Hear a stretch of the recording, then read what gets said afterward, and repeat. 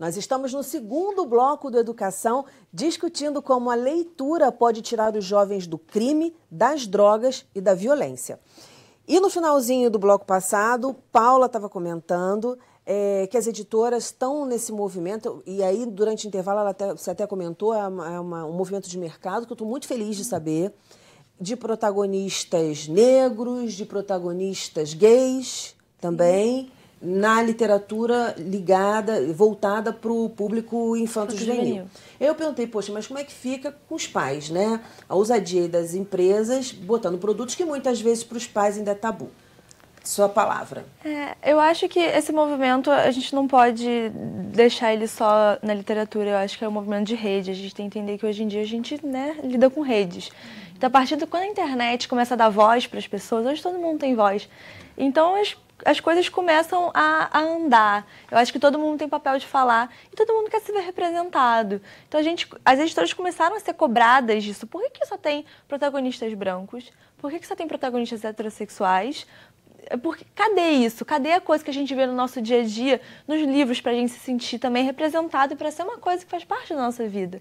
Sabe? Cadê os protagonistas pobres? Sabe? No adolescente não só vive em mansões em Nova York. Então, cadê essas coisas? Então, eu acho que as editoras também, a gente tem um papel social também. Não só, obviamente, nós trabalhamos com produtos, o livro é um negócio, mas também tem um papel social de formação de pessoas. Eu acho que isso sempre tem que ficar, assim, antes de tudo na cabeça de uma editora é isso. A gente está formando pessoas. Então, o que a gente quer levar para essas pessoas? Então, eu fico muito feliz também, eu compartilho da felicidade do mercado. Está ajudando a gente a conseguir emplacar esses livros que trazem um pouco mais de realidade para a cultura e para a arte, principalmente no país. Eu acho que a gente precisa cada vez mais, né? Com certeza, porque cada um é protagonista da sua história. E se nós somos diversos, nós temos diversos protagonistas. E eu acho que isso combate também o preconceito, né? Uma forma de combate ao preconceito, ao bullying, que é uma coisa que muito preocupa, que já vitimizou adolescentes e crianças, que é uma prática que infelizmente ainda ocorre. Então, assim, você trazendo para o real, né, não só aquilo que está tão distante da maioria da população, a gente tem uma maioria de população aí de negros, de mestiços, e aí a gente fica falando sempre da protagonista que é branquinha, lourinha, de olhos azuis.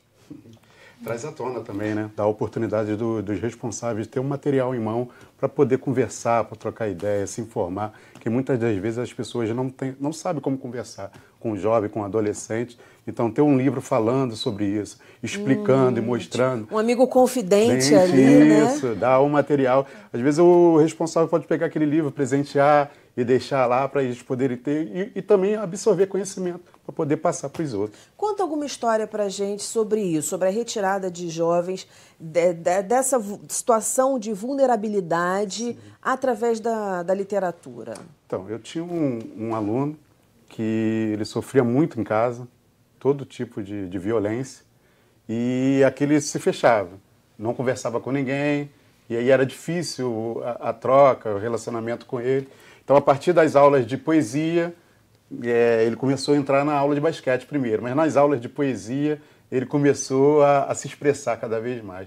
E ele se expressava não numa forma triste, numa forma pejorativa, nada disso. Ele se expressava muito alegremente.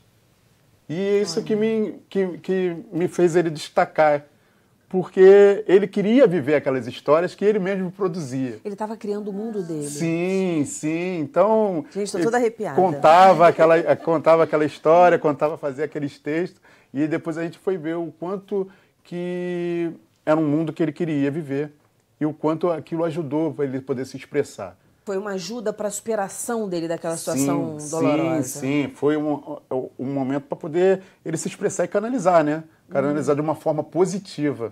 Porque às vezes você pensa que a literatura e a leitura, o poema, tudo isso é numa forma só da forma triste, calada, mas não. A gente pode se expressar alegremente. A gente pode criar o nosso mundo do jeito que a gente acha que é. A gente pode projetar também, né? Sim.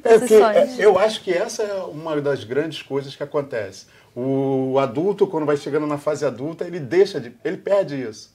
De projetar o mundo, ele já entra na forma já quadrada que já botaram para ele, naquele mundo. Então ele deixa de produzir poesia, leitura e tudo isso, e de absorver cada vez mais. Deixa de pensar. Lúcia, você estava contando uma história também de um menino que já estava com um aviãozinho. Conta pra gente. Esse caso está recente. Criança, para mim, da criança, 10 anos, era da gente do projeto, e ele já estava sendo aviãozinho, já estava lá se envolvendo lá no tráfico. E para a gente isso era muito triste, porque uma criança que foi nossa desde pequena, dos projetos. E nós fazíamos um trabalho na família de leitura. Íamos na casa, fazer esse trabalho com a mãe. E ela ligava para a gente assim, preocupada, porque não sabia mais o que fazer com ele que estava lá. Nós começamos a resgatá-lo e conseguimos tirá-lo de lá, daquele meio que ele estava inserindo. E ela foi embora, mas tirou ele de lá, daqui do Rio, levou para longe. E através desse trabalho, apresentando literatura para ele. Sim. Que interessante. Quais as dicas que vocês dão, pessoal, para quem está em casa, para professor que trabalha em comunidade, ou não, porque a gente fica achando que drogas, só o pessoal de comunidade que consome. Muito pelo contrário. Ociosidade, não o ócio criativo, mas o ócio ruim, né, tedioso, ele também ocorre nas outras camadas sociais. Ele também ocorre no asfalto. Entende? Então, eu queria que vocês dessem dicas de como que a gente apresenta a literatura para essas crianças, para esses adolescentes, e tenta trazê-los para transbordar de uma forma bacana, de uma forma positiva. Eu acho assim, que é envolvendo mesmo eles, tipo assim, um trabalho que nós fazemos com eles, de formar mediadores de leitura. É fazer com que eles façam aquilo que nós estamos fazendo com eles e eles possam levar isso para outras pessoas, porque eles se sentem também responsáveis, envolvidos. Né? Eu acredito que seja dessa forma.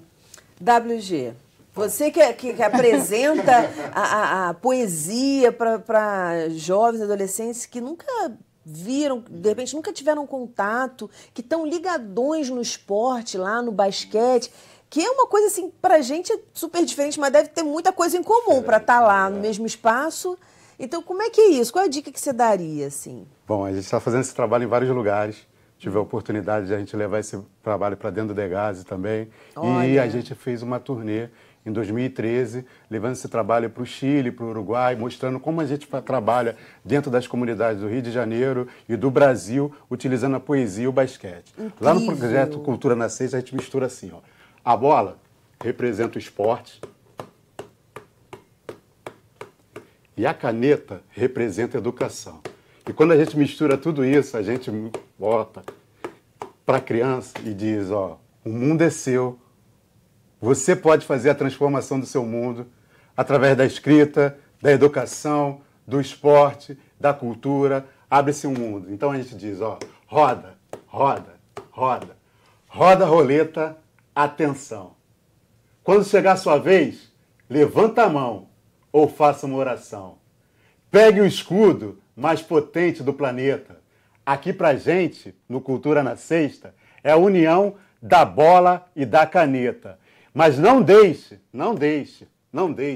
que a vaidade ou as drogas se intrometam. Sem bala, alvejando os kids. É o nosso desejo quando essa bola parar. Então, quer dizer, muito legal. Muito legal. Então, quer dizer, ali você já está poeticamente chamando, né? Fazendo um convite. Sim, porque a criança precisa dessa representatividade. Eu acho que quando o pai lê, quando o pai está junto, quando ele vê um responsável utilizando, quando ele vê o professor fazendo isso, lendo, se expressando, ele também adquire isso para ele. Não é só você pegar, comprar um livro lindo para o seu filho, de uma capa maravilhosa, e falar assim, toma, vai lá ler. Isso aí. Não é isso. Não é só isso.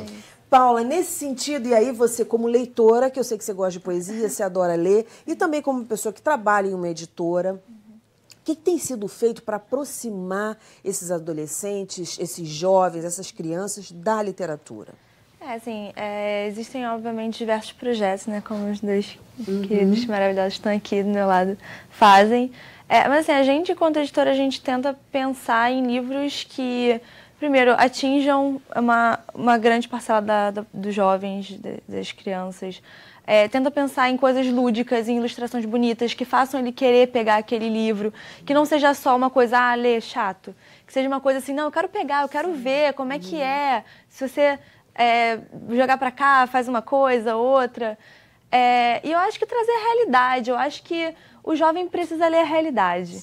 Então, e ele precisa também ler o que ele quer ler, porque às vezes os pais tentam enfiar livro que o jovem não quer ler e aquilo não está dando certo porque ele não quer ler, ele não gosta daquilo, gente. Existe gosto. Então, assim... Conheça o seu filho. Se sua filha não quer ler, sei lá, o romance dela, dá um livro de fantasia para ela. Dá um livro de ficção científica, vai que é isso que ela gosta. Dá um HQ.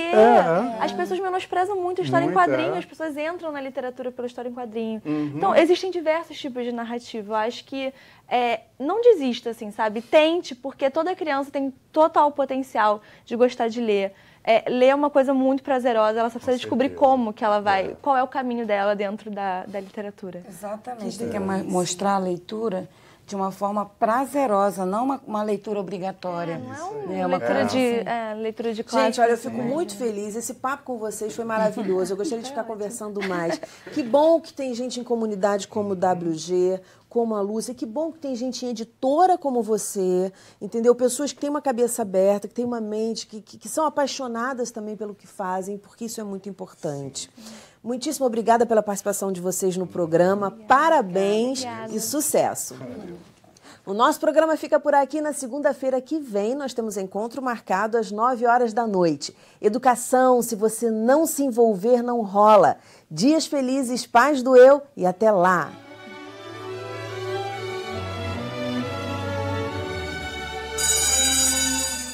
Aquele que sabe e sabe que sabe é um sábio. Devemos segui-lo. Aquele que sabe e não sabe que sabe é um dorminhoco. É preciso acordá-lo. Aquele que não sabe e sabe que não sabe é um buscador. É preciso guiá-lo. Aquele que não sabe e não sabe que não sabe é um perigo público. É preciso fugir dele. Sotigui Cuiatê.